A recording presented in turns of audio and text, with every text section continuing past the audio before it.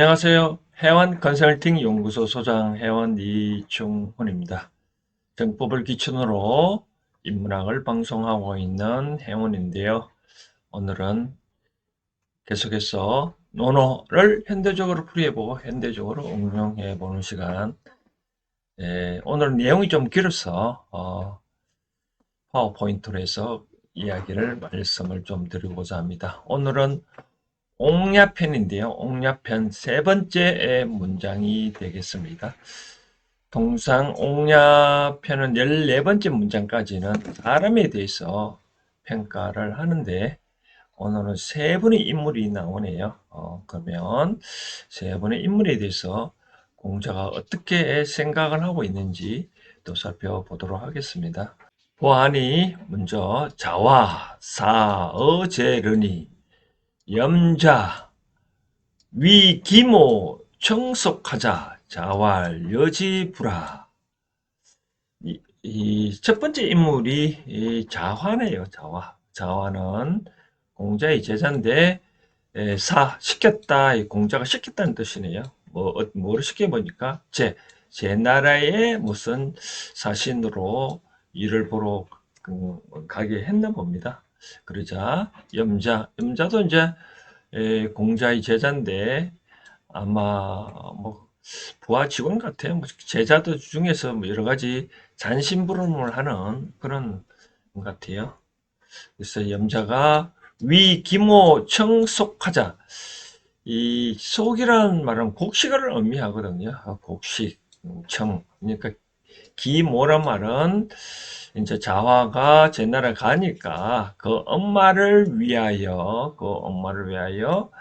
어떤 좀 혼자 계시니까 없으니까 뭐 음식을 좀 주자 그런 얘기 같아요. 그러자 자활 공자께서 말씀하셨다. 여지부라. 그래 좋다. 이 부자가 떨부자인데요. 계량을 의미할 때는 연말 4대 정도 한대요. 또 이제 여기서 한 가지 더 한꺼번에 말씀드린다면 요 유와 이 여기에 이제 병이 똑같은 단위인데요. 보면 이제 이러합니다. 부는 4말, 6말 4대인데 여기 나오는 유는 16말이고 여기 나오는 병은 16섬입니다. 우리가 한 섬이 통상 10말을 한 섬이라 하거든요. 그러니까 점점 단위가 커지네요. 그렇죠? 그리고 먼저 살펴보면 청익하니 청은 이제 익자 더할 익자 있잖아요. 그렇죠? 더 주자. 그러니까 염자가 공자한테 더 주자 하니까 왈 공자께서 즉 지는 이제 인칭 대명사인데 그 어머니겠죠. 그렇죠? 그에게 유하라. 그러니까 뭐 6말 주지 말고 16말을 주라라고 얘기를 했나 봅니다. 그러자 염자 여지 그 어머니한테 속 오병했다. 그러니까 16섬. 많네요. 그렇죠? 상당히 많이 줬네요. 그러자 이제 공자 자활. 그러자 이제 공자께서 하신 얘기가 즉 제야의 적은 요거는 저 자화를 의미합니다. 자화가 적자는 딱 맞는다 의미도 있고 이때는 가다는 의미도 있습니다. 제야에 갈 때 성비마하며 비자가 뭐 비만 살찔 비자잖아요. 살찐말을 성 타고 경구하니 의제는 뭐 이때는 우선 옷을 입는다 동사입니다. 그래서 가벼운 이 가벼운 갑구 뭐 가벼운 옷을 입고 갔다. 근데 오문지야혼이 내가 들었다. 뭐를 들었냐면 이 지자는 요 뒤에 말을 의미합니다. 군자는 들었다. 뭐를 들으니까 주겁이요. 겁자는 위급할 급자인데 위급하다는 뜻은 뭔가 모르게 급하다, 뭐 위태롭다, 뭐 못 산다 그런 뜻이겠죠. 기천에. 주자는 두루주자니까. 그래, 어려운 사람은 두루두루 잘 살피는데, 불개부라. 이 부자는 부자부. 이 개자는 어떤 의미냐면, 계승하다. 그런 의미인데, 뭐, 돌봐주다. 대하다. 그러니까 부자를 대하지 아니한다. 다른 말을 표현하면, 가난한 사람은 두루 잘 살펴주지만, 부자는 그렇게 잘 상대를 안 한다. 안 보살핀다. 그런 의미네요.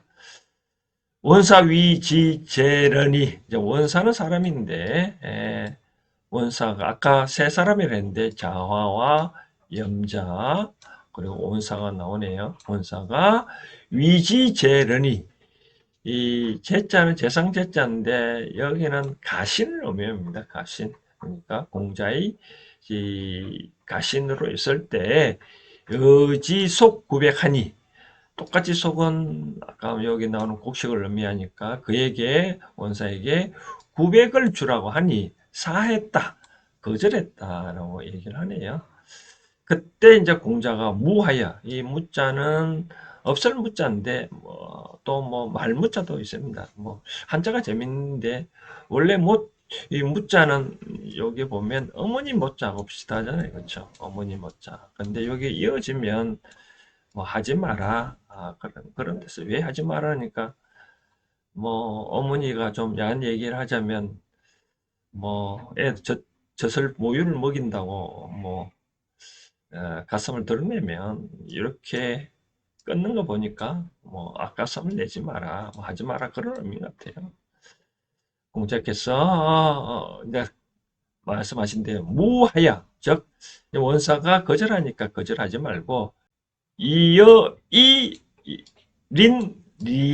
향당화라. 재밌네요. 이것을 더불어 뭐를 하냐면 너희의 이웃사람과 마을사람과 향당이란 말은 500가구 같은 무리의 그런 고향의 무리는 사는 것 같아요. 그런 사람들한테 주어라. 거절하지 말고 만약에 너가 남는다면 이렇게 이웃 사람들한테 나눠주지 거절하지 말라. 그런 얘기네요. 내용을 잘 봤나요? 이 글 내용을 읽어보니까 세 사람이 나오는데 따지고 보면 염자가 공자의 제자인데도 불구하고 공자의 마음을 잘 못 읽은 것 같아요. 그렇게 자하가 외국 갈 때 옷을 보니까 화려하게 입고 가고 말도 살찌고 갔는데 그 엄마한테 뭐 좀 주라고 얘기하니까 공자는 또 상대 또 부하 직원이 또 주라고 하고 하니까 또 안 줄 수도 없잖아요. 그렇죠? 그러니까 주긴 주라 얘기하니까 맨 처음에는 즉 6마리 늑대 정도만 주라고 얘기를 하니까 염자가 청립 더 주라고 얘기를 했잖아요. 그렇죠? 더 주자. 그래서 이제 16마리 정도 주라고 얘기를 했는데도 즉 한유 16마리 주로 하니까 염자가 더 준 것 같아요. 그래서 공자가 안 줘도 되는데 왜 자꾸 주냐고 그 뜻을 알아먹어야 되는데 그래서 이제 공자께서 하는 예를 말씀드린 것 같아요. 누구한테는 곡식을 더 주라고 얘기를 하니까 저 적당한 단위가 900을 더 주라고 얘기를 했는데 더 주라고 하니까 거절하자. 야, 설령니한테 이렇게 주는 것이 많다면 이웃한테 나눠 먹으면 되지 않냐.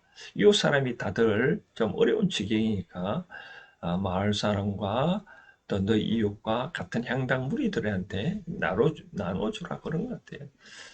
자, 이거 먼저 공자의 생활을 보니까 검소한 생활을 의미를 하는데, 자, 오늘은 그러면 이걸 현대적으로 어떻게 볼 건가?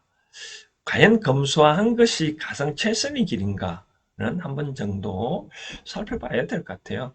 과거에 정주영 회장이나 워렌 버핏 보면 60이 넘었어야 현대 정주영 회장 같은 경우는 옷을 구두를 한 켤레 사면 상당히 오래 신었다 하잖아요. 박물관 가면 정종 회장 신었던 신발도 전시되어 있는데, 근데 저는 이렇게 생각합니다. 검소를 하는 것은 그때 상황에 맞게 행동을 했어야 되지 않냐. 그 위치에 따라. 예를 들어서, 스님이나 수행자 같은 분들은 그렇게 옷을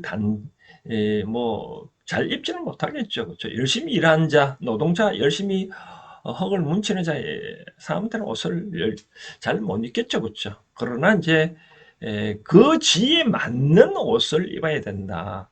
저는 검소가 한 생활이 만능이 아니다라고 말씀드리고 싶네요. 예를 들어서 이런 경우가 있겠죠.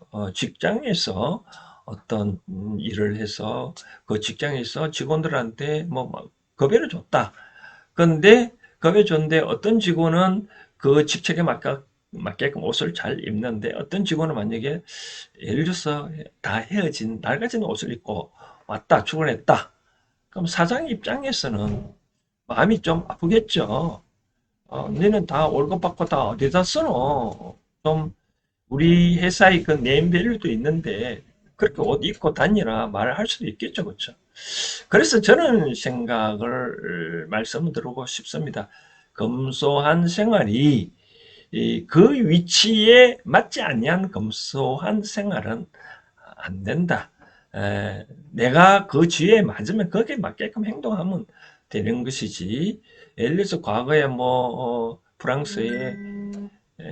프랑스의 앙리박 때라처럼 화려한 생활을 해가지고 군중들한테 뭐 쫓겨났다고 얘기를 하는데 그때 그 왕들이나 왕비들이 그 옷을 입고 백성들한테 그 나름대로 정치를 잘했다 그러면 백성들이 그렇게 난리 쳤을까요? 그래서 저는 말씀드리고 싶은 거는 음식도 마찬가지고 옷도 마찬가지고 그의 상황에 맞게끔 옷을 잘 입어야 된다라고 말씀드리고 싶습니다.